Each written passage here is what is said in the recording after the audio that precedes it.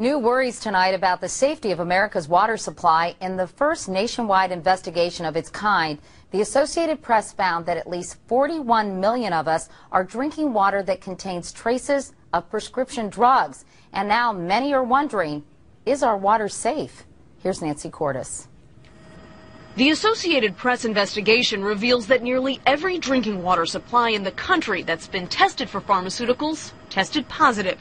24 major metropolitan areas from coast to coast. What turned up? Trace amounts of everything from sex hormones to drugs for livestock, anti-seizure medications, prescription painkillers, even the antidepressant ingredient in Prozac. How many water suppliers that you spoke to actually filter out pharmaceuticals?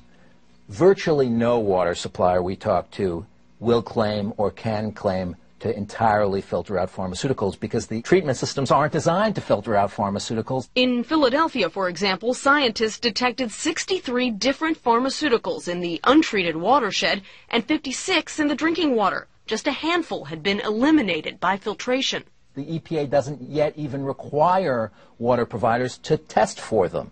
Prescriptions have risen by 13% in the past 5 years to 3.8 billion a year, and Americans buy nearly as many non-prescription drugs. It all gets flushed through our bodies and into the water supply. We are a medicalized society, and I think it's important for people to recognize the kind of public health implications of this kind of medicalization. The concentration of drugs Americans are drinking is very low, like 1 part per billion.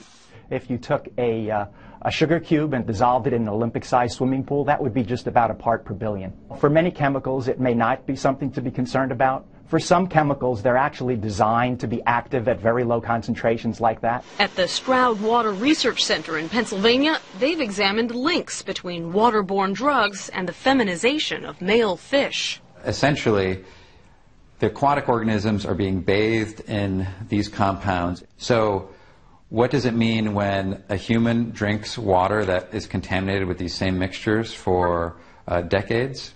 It's really unknown. If the risks are unclear, so are the solutions. Home filters aren't designed to remove all drugs, and bottled water often comes from the very same source as tap water. Nancy Cordes, CBS News, New York.